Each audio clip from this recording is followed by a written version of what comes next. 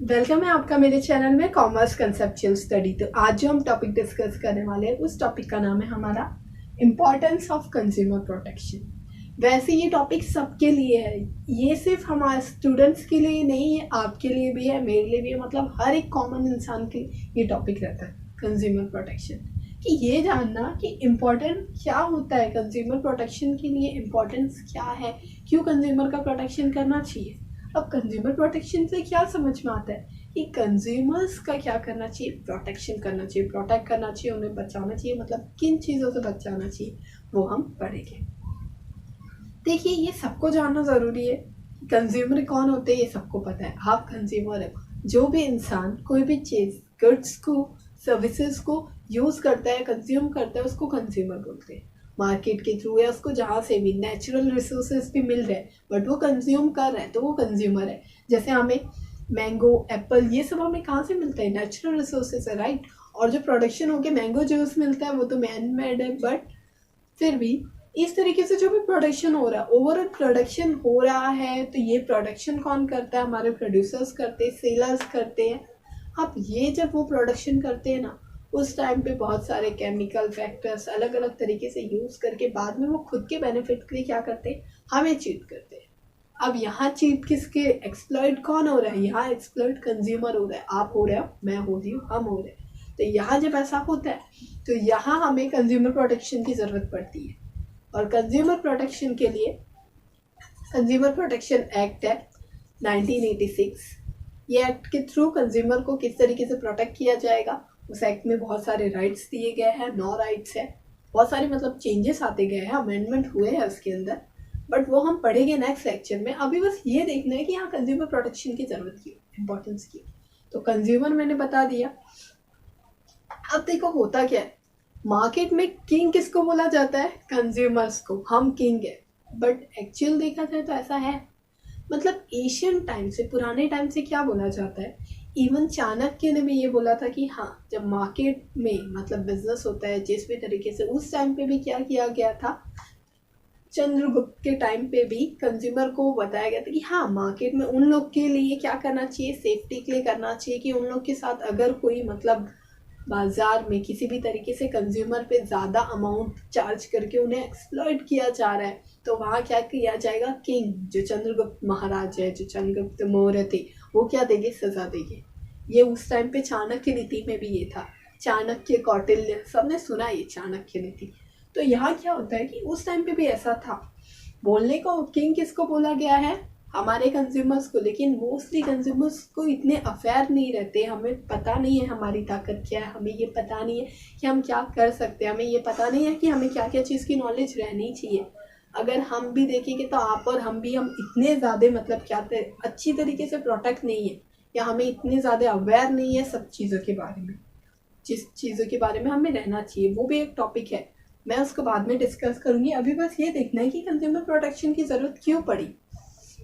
अब ज़रूरत पड़ी है तो उसका रीज़न है, राइट, बड़ा रीज़न है, कंज्यूमर एक्सप्लॉइट हो रहा है। अब यहाँ क्या हो रहा है, पहला रीज़न बताया गया, seller dominant market. Seller dominant market से क्या समझ में आ रहा है, ये जो मार्केट है, मार्केट, बाजार, ये मार्केट सेलर डोमिनेंट है, मतलब सेलर लोग के ऊपर चल रहा है। किस तरीके से, यहाँ जो सेलर्स है, जो गुड्स प्रोड्यूस करने के बाद, प्रोड्यूस करने वाले प्रोड्यूसर्स हुए, बाद में प्रोड्यूसर से वो गुड्स कंज्यूमर तक आता है, बीच में बहुत सारे क्या आ रहे हैं, मिडल चेन आ रही है, बहुत सारे लोग आ रहे हैं। अब कौन कौन, होलसेलर, रिटेलर, फिर उसके बाद सेलर, वो सारे वैसे भी सेलर है। यहाँ सबको अपना अपना बेनिफिट देखना है, जल्दी कोई कस्टमर के बारे में, कंज्यूमर्स के बारे में नहीं सोचता है, इन्हें प्रॉफिट चाहिए, ये देखते हैं। यहाँ क्या हो रहा है कि कंज्यूमर, सारे सेलर्स को उनका प्रॉफिट चाहिए, वो अपने बारे में सोचेंगे। इन्हें पता है कि कंज्यूमर्स को सारी नॉलेज नहीं है, सब चीज़ की नॉलेज नहीं है, तो किस मार्केट में बोल दिया गया है कि हाँ, कंज्यूमर किंग है, बट डोमिनेंट एक तरीके से ये जो मार्केट है वो सेलर डोमिनेंट है। कि अभी अगर समझ लो, डिसाइड किसने किया गुड्स की प्राइस, सेलर ने किया। अब वो सब मिलके क्या करते हैं, मार्केट में सब जगह जो प्राइस रहेगा, यहाँ 10 है तो यहाँ 11 रहेगा, यहाँ ज़्यादा कम नहीं रहने वाला है, कि मार्केट में क्या प्राइस चलेगी वो सेलर्स डिसाइड करते हैं, और उस तरीके से मार्केट में रहता है, और हमें क्या करना पड़ता है, वो प्रोडक्ट वहाँ से लेना ही पड़ता है।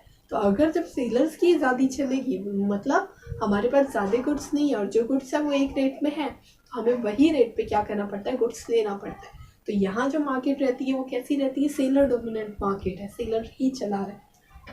ये तो गलत है ना, कंज्यूमर्स को भी, मतलब कंज्यूमर के हक में बात होनी चाहिए। अब वो कब होगी और कैसे होगी आगे देखिए। अभी आ गया ignorance of consumers. Ignorance of consumers से क्या समझ में आता है कि जो कंज्यूमर्स है उनकी इग्नोरेंस। अब क्या चीज़ की इग्नोरेंस, उन्हें पता नहीं है कि हाँ गुड्स एक्चुअल मार्केट में क्या प्राइस चल रही है, क्या प्राइस चलनी चाहिए, गुड्स की क्वालिटी क्या रहनी चाहिए, प्रोडक्ट सर्विसेज क्या होती है, आफ्टर सेल सर्विस क्या होती है, प्रोडक्ट के सारे फीचर्स, एक तरीके से प्रोडक्ट की डिटेल्स, वो भी हमारे कंज्यूमर्स को नहीं पता रहता है। तो ये क्या है, ये कंज्यूमर्स की इग्नोरेंस है कि हमने इग्नोर किया है, हम उन बातों पे ध्यान नहीं देते। हम क्या करते हैं, मार्केट में जाते हैं, जो प्रोडक्ट मिलता है, एक प्रोडक्ट जो पसंद आया देखने में, उसको उठाकर लेकर आते हैं और मार्केट में घर में काम करते। क्या ऐसे चलता है? हमें देखने बनता नहीं है कि हाँ वो उसमें क्वालिटी कौन सी है, कौन से इंग्रेडिएंट्स यूज़ किए गए हैं, उसकी एक्सपायरी डेट क्या है, उसका प्रोडक्शन डेट क्या है, ये चेक करना हमारी रिस्पॉन्सिबिलिटी है। बट हम वो करते नहीं, हम क्या करते, इग्नोर करते। तो इसके लिए भी जब हम इतना इग्नोर कर रहे हैं तो हमारी गवर्नमेंट ने बोला नहीं, कंज्यूमर प्रोटेक्शन की ज़रूरत है, राइट। फिर उसके बाद कहाँ आता है, उसके बाद आया हमारा टेंडेंसी ऑफ द कंज्यूमर्स। अब टेंडेंसी ऑफ द कंज्यूमर मतलब इनके दिमाग की सोच क्या है कंज्यूमर की, इनके मतलब हमारे आपके। हमें क्या चाहिए रहता है, मोस्टली सबको चीपर प्राइस चाहिए रहता है। हाँ बहुत लोगों को नहीं चाहिए रहता है, बट समझो कंज्यूमर्स के हिसाब से समझो, चीपर प्राइस चाहिए, डिस्काउंट मिलना चाहिए, सेल रहना चाहिए। क्या सेल है, मार्च चलो अब सेल में तब हम प्रोडक्ट लेंगे, अच्छी तरीके से कहीं डिस्काउंट मिल रहा है, एक पे एक फ्री है, वहाँ ज़्यादा गर्दी लगती है।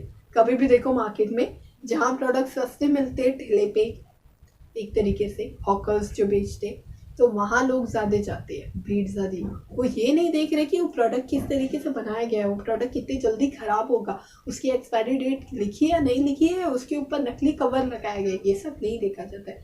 यहाँ क्या हो रहा है, टेंडेंसी कंज्यूमर की कि हाँ डिस्काउंट में चाहिए, एक पे एक फ्री, नई नई स्कीम चाहिए। तो यहाँ क्या हो गया, हमारी इस टेंडेंसी की वजह से भी हमें कंज्यूमर प्रोटेक्शन की ज़रूरत पड़ी है। ओके, अब देखते हैं अनऑर्गेनाइज्ड कस्टमर।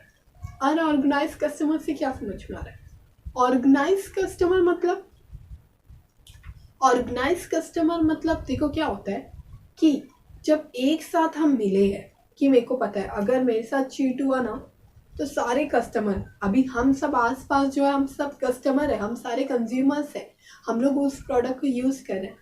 अब मैंने कोई प्रोडक्ट लिया, उस प्रोडक्ट ने मुझे हार्म किया, मतलब उस प्रोडक्ट की वजह से मेरे हेल्थ पे कुछ साइड इफ़ेक्ट हुए, तो लोग जो आजू बाजू है, नेबर्स है और जो कंज्यूमर्स है, वो सब मिल के कोई एक्शन नहीं लगी कि हाँ चलो कंज्यूमर प्रोटेक्शन, लोक अदालत में चलो या किसी तरीके से जागो ग्राहक जागो।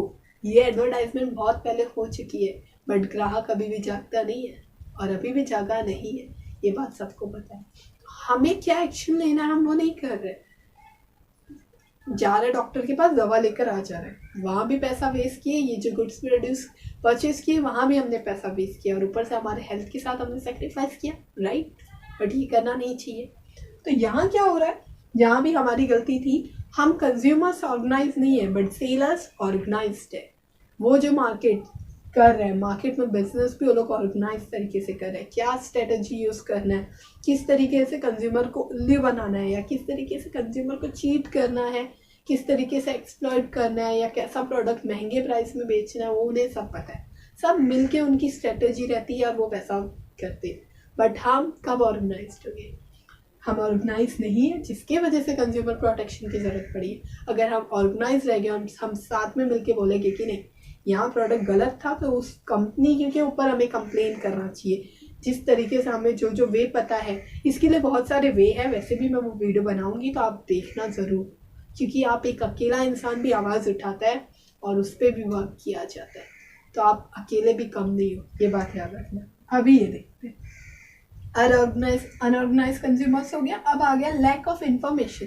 लैक ऑफ इन्फॉर्मेशन से क्या समझ में आता है कि हमारे पास कम इन्फॉर्मेशन रहती है। अब कैसे कम इन्फॉर्मेशन, अब इंफॉर्मेशन कैसा रहता है कि जो प्रोड्यूसर है और जो कंज्यूमर्स है, इन दोनों के बीच में एक बड़ा गैप है, राइट। ये सबको पता है कि हाँ, जो चेन है, मार्केटिंग चेन, वो बहुत बड़ी है। कैसे?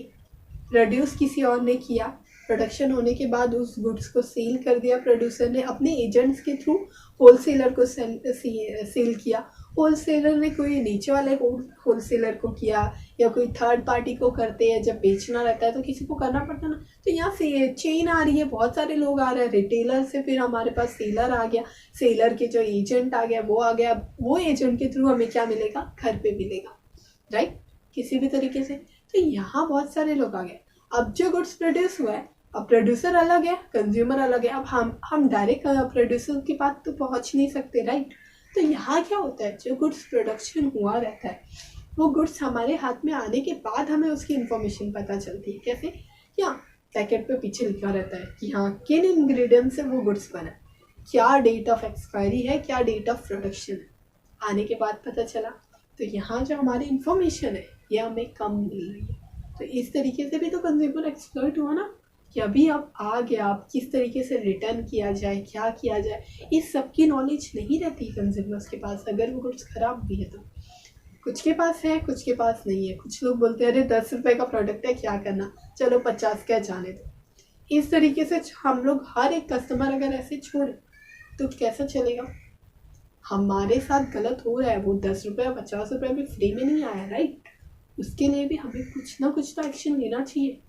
इस बात के लिए कंज्यूमर्स को अवेयर होने की ज़रूरत है और इसके लिए एक्शन लेना चाहिए। अभी देखते हैं इंक्रीज इन कंजम्पशन।